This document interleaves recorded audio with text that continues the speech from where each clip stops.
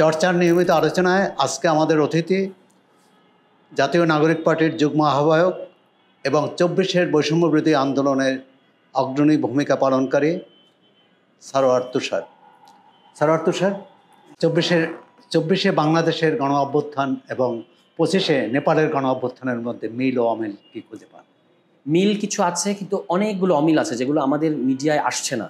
যেমন বলা হচ্ছে যে এই নেপালের গণ অভ্যুত্থানের পরে যে অন্তর্বর্তী সরকার গঠিত হয়েছে তারা তো সাথে সাথে নির্বাচনের তারিখ ঘোষণা করেছে, কিন্তু এটা খেয়াল করছে না যে নেপালে কিন্তু এই মুহূর্তে সাংবিধানিক সংকট ছিল না। কারণ তারা ২০০৮ থেকে ১৫ সালের মধ্যে ৭ বছরের মধ্যে ২ বার গণপরিষদ গঠন করে শেষ পর্যন্ত ১৫ সালে একটা সংবিধান করেছে। ফলে তাদের সংবিধান মূল ইস্যু ছিল না, তাদের মূল ইস্যু ছিল এই যে সরকারটা ছিল সেই সরকারের স্বজনপ্রীতি, যেটাকে তারা বলেছে স্বজনপ্রীতি, দুর্নীতি, এই সমস্ত জিনিসকে তারা প্রধান করেছে। এবং জেনজি যে জেনারেশন, তাদের যেটা প্রধান আমি বলবো যে ফুড, ইন্টারনেট, এটাকে আপনি বন্ধ করে দিয়েছেন। এটা বন্ধ করলে তো জেনজিকে আপনি ঠান্ডা রাখতে পারবেন না। এই সমস্ত কারণ, ইমিডিয়েট কারণে ওখানে এই ঘটনাটা ঘটেছে। অন দ্য আদার হ্যান্ড আমাদের এখানে গণ অভ্যুত্থানটা কিন্তু ঘটেছে আসলে একটা সাংবিধানিক ক্রাইসিস ছিল লম্বা সময় ধরে, মানে বারবার এই সাংবিধানিক ক্রাইসিসটাই আমাদেরকে একটা সংকটের মুখে ঠেলে দেয়। সেই কারণে সাংবিধানিক সংকট না দুঃশাসনের সংকট, স্বৈর শাসনের সংকট? আমাদের দেশের দুঃশাসনটা বা স্বৈর শাসনটা কিন্তু সাংবিধানিক ব্যাপারটাকে বাদ দিয়ে আসে না। আমাদের এখানে আপনি দেখবেন যে প্রধানমন্ত্রী একনায়কতান্ত্রিক একটা ব্যবস্থা আছে, সাংবিধানিক পার্লামেন্টের একটা সার্বভৌমত্বের নামে এক ধরনের পার্লামেন্টারি অটোক্রেসি আছে। এইগুলো কিন্তু আমাদেরকে এই দুঃশাসন বলি আর যাই স্বৈরতন্ত্র বলি এগুলোকে ফ্যাসিলিটেট করেছে, একমাত্র কারণ না কিন্তু ফ্যাসিলিটেট করেছে। আপনি এমনকি এইগুলো ঠিক করে ফেললে আমাদের দেশ বেস্ট হয়ে যাবে না, কিন্তু আপনি আবার এগুলোকে অ্যাভয়েড করতে পারবেন না, এরকম একটা পরিস্থিতি। তো সেই কারণে আমাদের যে সংস্কারের কথাটা এসেছে এবং অন্তর্বর্তী সরকারের সংস্কারের যে ম্যান্ডেটটা তারা গ্রহণ করেছে বা বাংলাদেশের মানুষ দিয়েছে, এইটার সাথে নেপালের পরিস্থিতির তেমন একটা মিল নাই। নেপালের নতুন সরকার গঠিত হওয়ার পর প্রধানমন্ত্রী, যিনি বিগত আমলে পার্লামেন্টের স্পিকার ছিলেন, তিনি দায়িত্ব গ্রহণ করার পরেই যারা লুটপাটের সাথে জড়িত এবং যারা অগ্নিসংযোগের সাথে জড়িত তাদের সবার বিরুদ্ধে কঠোর আইনি ব্যবস্থা নেওয়ার কথা বলেছেন এবং তাদের অপরাধী হিসেবে চিহ্নিত করেছেন। ৫ আগস্টের পর বাংলাদেশে যারা লুটপাট করেছে, যারা অগ্নিসংযোগ করেছে, যারা দখলবাজি করেছে, যারা চাঁদাবাজি করেছে, তারা কি ফৌজদারি অপরাধ করেছে বলে মনে করেন?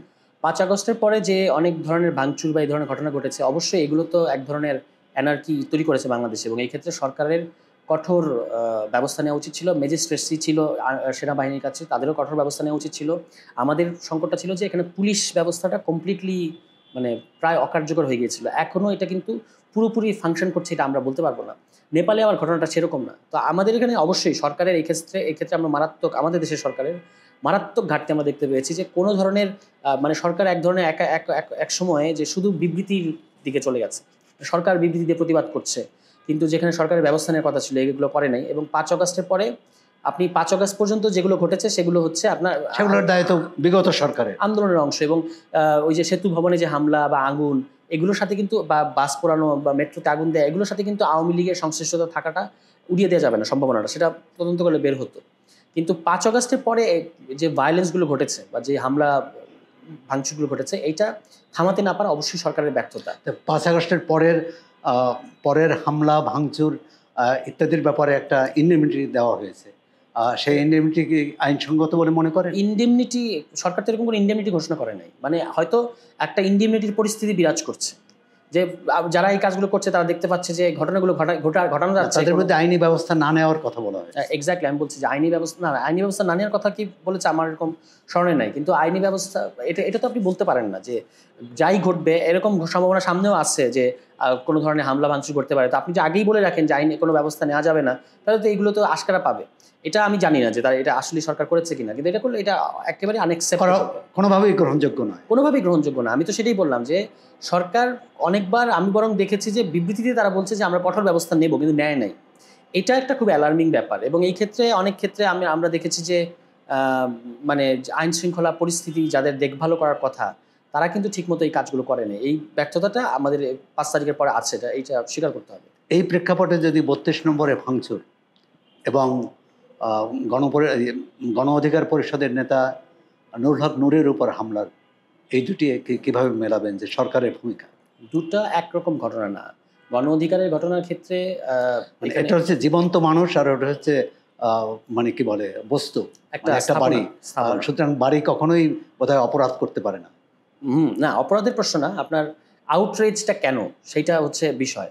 যে এটা যদি সরকার আগেই ব্যবস্থা গ্রহণ করতো সেরকম, তাহলে হয়তো এই ঘটনাটা ঘটতো না, এরকম ঘটনা ঘটতো না। কিন্তু ওই যে শেখ হাসিনার বক্তব্য অনেয়ার হচ্ছে, শেখ হাসিনা আবার এসে ভাষণ দিচ্ছে এবং বাংলাদেশের মানুষকে দেখে নেওয়ার হুমকি দিচ্ছে, এগুলো তো আমাদের দেশের মানুষ মানে বা যারা রাজনৈতিক কর্মী কিংবা আন্দোলনকারী অ্যাক্টিভিজম করে তারা আসলে এগুলোকে টলারেট করতে পারেনি। এই কারণে এই ঘটনাটা ঘটেছে। হয়তো না ঘটলেই ভালো হতো, কিন্তু এটাকে আমি ওইভাবে দেখবো না যে এটা মব বা যেরকম বলা হয়।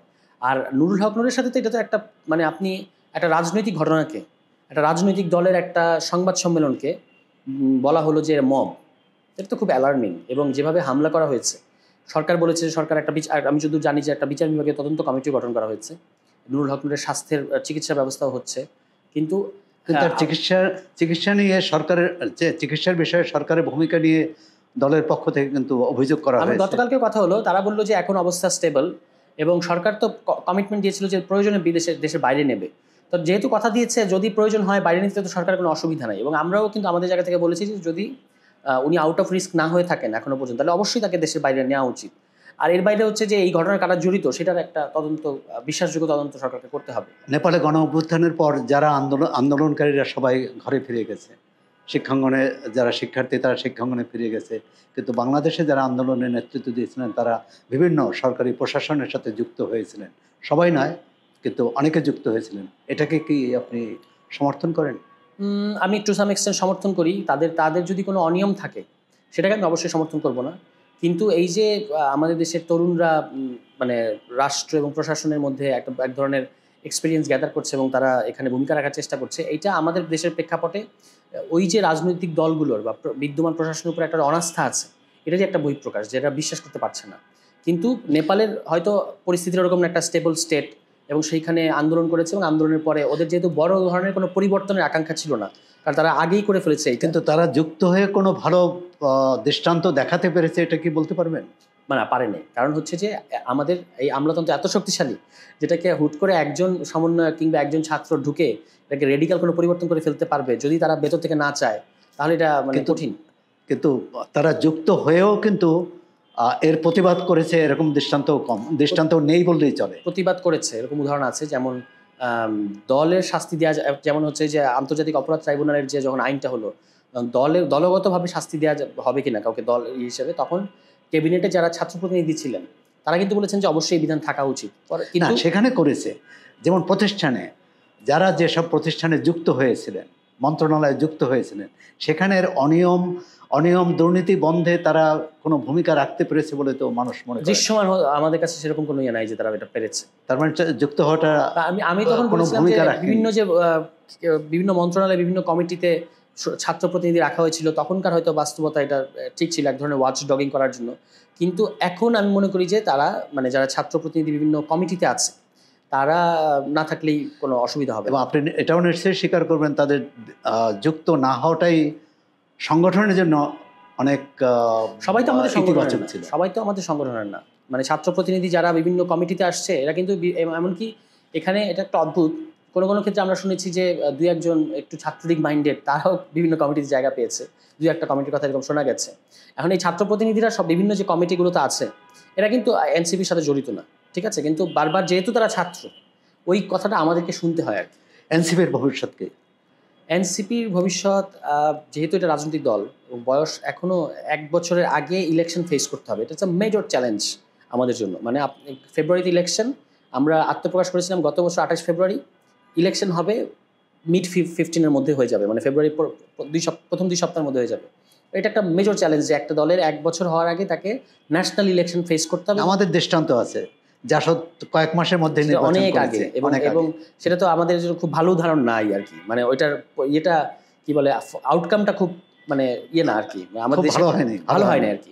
এটাই আমাদের জন্য চ্যালেঞ্জ যে যার, এবং অনেক মানে বারবার প্রথম আলোতে অনেকবার লেখালেখি হয়েছে যে আমাদের সাথে জাসদের তুলনা, যদিও আমি মনে করি যে অনেক সিগনিফিকেন্ট পার্থক্য আছে, তবু ওই এসেন্সটা নিলাম যে ছাত্রদের দ্বারা গঠিত দল হিসেবে।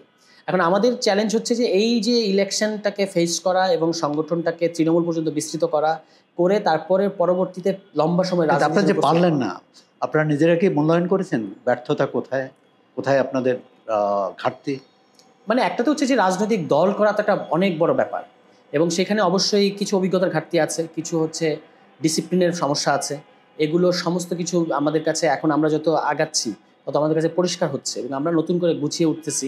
সাংগঠনিক কাঠামোটা খুব মানে সুদৃঢ় হচ্ছে। এখন আমাদের political council, executive council, general body, এভাবে কেন্দ্রীয় কমিটিটা বিন্যস্ত হচ্ছে, জেলা কমিটিগুলো হচ্ছে, উপজেলা কমিটিগুলো হচ্ছে। আমি মনে করি যে এই চড়াই উতরাইয়ের মধ্য দিয়ে এটা দলটা শক্ত হবে এবং প্রাতিষ্ঠানিক ভিত্তি পাবে। কিন্তু এর পাশাপাশি আপনাদের প্রথমে যাদের কমিটিতে যাদের নাম ঘোষণা করেছিলেন, যারা সক্রিয় ছিলেন, তাদের অনেকে আবার পদত্যাগ করেছেন। অনেকে না, এক দুজন এরকম হয়তো নানা কারণে, ব্যক্তিগত কারণ দেখিয়ে কিংবা নানা কারণে। এটা তো একটা অনগোয়িং প্রসেস, মানে সবাই যে থাকবে এরকম কোনো ইয়ে নাই। কিন্তু যারা মূল নেতৃত্ব, যারা এই দলটাকে গঠন করেছেন এবং তাদের একটা ভিশন আছে, যে সেই ভিশনটা হয়তো আমি 6-7 মাসে এটা ফুল রিফ্লেকশন দেখতে পাইনি, কিন্তু একটা তো ভিশন থেকে আমরা শুরু করেছি যে একটা সেন্ট্রিস্ট ডেমোক্রেটিক রাজনীতি করবে এনসিপি। এইটা আমার মনে হয় যে একটু সময় গেলে সরকারে এখনো থাকা দুই দুই ছাত্র উপদেষ্টার সঙ্গে আপনাদের সম্পর্ক কি? সম্পর্ক হচ্ছে যে আমরা তাদেরকে আগে থেকে চিনি, তারা আমাদের বন্ধু কিংবা এরকম, কিন্তু তারা তো সাংগঠনিক আদর্শিক সম্পর্ক কি? আদর্শিক কোনো সম্পর্ক নেই। তারা আমাদের পরিচিত, মানে আমরা একসাথে আন্দোলন করেছি, কিন্তু তারা মিনিস্ট্রিতে থাকার কারণে আমাদের আমাদের ভালোর চেয়ে খারাপ হয়েছে বেশি, এই অর্থে যে তারা আছে এই কথাটা আমাদেরকে বারবার শুনতে হচ্ছে। হ্যাঁ, কিন্তু তারা থাকার কারণে আমরা যে খুব বেনিফিটেড হচ্ছি বা এনসিপি, এরকম একটা কোনো নজির নাই। কিন্তু যেটা হয়েছে যে এরা একটা যেহেতু আমার সাথে আসিফ মাহমুদের পরিচয় আছে, মাহফুজ আলমের পরিচয় আছে, বা আমাদের দলের সবার সাথে পরিচয় আছে, এইটা বারবার এটাকে কেন্দ্র করে প্রশ্ন করা হচ্ছে। আপনারা কি মনে করেন যে তারা থাকায় আপনারা ক্ষতিগ্রস্ত হচ্ছেন সাংগঠনিকভাবে? সাংগঠনিকভাবে ক্ষতিগ্রস্ত হয়নি, কিন্তু ওই যে মানে তারা কেন আছে কি বলেন, ধারণাগত হ্যাঁ একটা ইমপ্রেশন তৈরি হয়েছে, যে ইমপ্রেশনটা হচ্ছে যে এরা আছে, সুতরাং এরা মানে এই দুজন আছে বলেই কিন্তু এনসিপিকে কিংস পার্টি বলা হচ্ছে। এটা একদমই অ্যাবসার্ড একটা তুলনা। আমি মনে করি যে এটার কোনো বাস্তবতা নাই, এবং এই কিংস পার্টি বলার অন্য রাজনীতি আছে। কিন্তু ওই যে মানে আমরা কোনো সাংগঠনিকভাবে ক্ষতি করিনি। সাংগঠনিকভাবে আমরা যতটুকু এগিয়েছি বা পিছিয়েছি পুরোপুরি আমাদেরই মানে দায় নিতে হবে। তারা তো আমাদের সংগঠনের সাথে কোনোভাবেই যুক্ত নয়, এবং তাদের সেই সময়ও নাই এই মুহূর্তে। তারা রাজনৈতিক দলে আসবেন কিনা সেটাও তাদেরকে সিদ্ধান্ত নিতে হবে। কিন্তু ওই যে মানে ফ্রেমিংয়ের যে ব্যাপারটা, ইমপ্রেশনের কারণে আমাদেরকে কিছু তথ্য উপদেষ্টা মাহফুজ আলম নিউ ইয়র্কে এবং লন্ডনে অপদস্থ হলেন।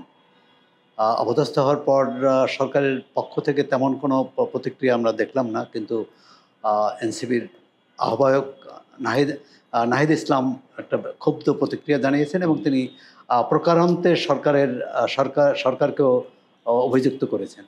না, এটা তো মানে আনফর্চুনেট না যে উনি একজন সরকারের রানিং মিনিস্টার, মানে মন্ত্রী পদমর্যাদায় উপদেষ্টা, ইউএসএতে গেলেন, সেখানে এই ধরনের ঘটনা ঘটলো, এখন লন্ডনে এর ধরনের ঘটনা ঘটলো।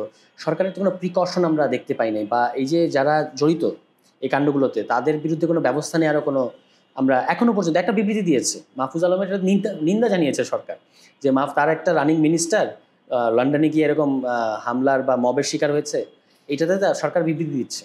তো এইটা আমাদের তো মাহফুজ আলম যেমন সরকারের মন্ত্রী, যেমন সত্য, তিনি তো আমাদের আন্দোলনের মানে কমরেড ছিলেন, সঙ্গী ছিলেন। ফলে আমার তো অবশ্যই তার ব্যাপারে কনসার্ন আছে, তার নিরাপত্তার ব্যাপারে, এবং তিনি এই আন্দোলনের তো খুবই গুরুত্বপূর্ণ 1-2 ব্যক্তির মধ্যে পড়বেন। ফলে তিনি যখন নিরাপত্তা ঝুঁকিতে পড়বেন, এটা কিন্তু আমিও নিরাপত্তা ঝুঁকিতে পড়ি, বা নাহিদ ইসলামও পড়েন। নাহিদ ইসলামের প্রতিক্রিয়াটা ওইখান থেকে দেখতে হবে। এখানে সরকার দুই ছাত্র উপদেষ্টার নিরাপত্তা ঝুঁকির বিষয়টি বারবার আসছে, অন্য উপদেষ্টাদের তো নিরাপত্তা ঝুঁকির বিষয়টা আসছে না, এটাই তো নাহিদ ইসলামের বিবৃতিতেও আসছে। হ্যাঁ, এটাই তো কারণ আমরা তো দেখি নাই যে, আবার নাই তাও না, আসিফ নজরুল সাহেব দেশের বাইরে গেলেন তখন তার সাথেও কিন্তু এরকম করেছে। এবং আমার ধারণা এই সরকারের অন্য উপদেষ্টা দেশের বাইরে গেলে একই ধরনের ঝামেলার মধ্যে করার চেষ্টা হবে। এমনকি প্রধান উপদেষ্টা যে লন্ডনে গেলেন, সেখানেও তো তারা ঝামেলা করার চেষ্টা করেছে। ফলে নিরাপত্তা ঝুঁকি সবারই আছে, কিন্তু সরকারে থাকা ছাত্র প্রতিনিধিদের বেশি আছে এই কারণে যে তারা যেহেতু আন্দোলনটা নেতৃত্ব দিয়েছে, তাদের উপর ক্ষোভ রোষানলটা বেশি, যে তাদেরকে সকল নষ্টের গোড়া এরকম মনে করা হচ্ছে আর কি, বা সমস্ত কিছু হোতা মনে করা হচ্ছে। এই কারণে তারা টার্গেট বেশি থাকবে, এটা তো খুব স্বাভাবিক। আপনাকে ধন্যবাদ। Thank you. শুভেচ্ছা, আবার দেখা হবে। ধন্যবাদ।